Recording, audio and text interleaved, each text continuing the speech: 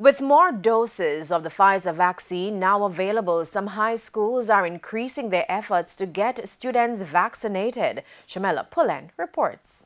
There's a race to get children of all levels back in the physical school space. Overall, of our 1,443, 63% of the eligible population, because we do have some first formers who are not yet 12.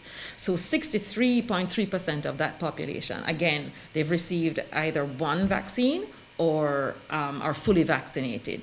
That percentage climbs when you get up to the upper schools. So if you're only looking at fourth, fifth, and sixth formers, we have over 70% of those students who have received at least one shot. The vaccine take-up rate at York Castle has been going quite well.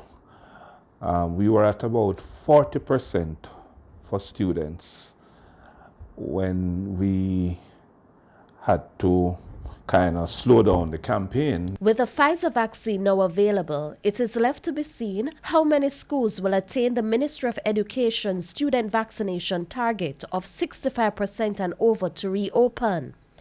High schools like Campion College in St. Andrew and York Castle High in St. Anne are intent on ensuring they make the mark, organizing their own vaccine drives. Equally important to the reopening of face-to-face classes is the vaccination for teachers. The last data that I had showed 70% of the teaching population would have been vaccinated. This was a long time ago before the vaccine blitz.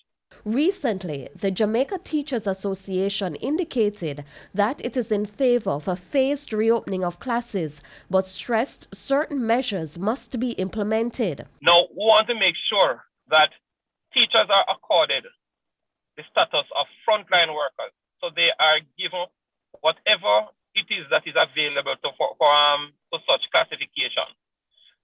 There must be also abundance of masks that if students should come to school and misplace or don't have any, the school should be in a position to give to that student or students a mask.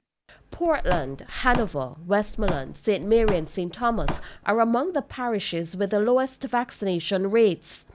There are questions about whether high schools in those parishes will ever reach the 65% target.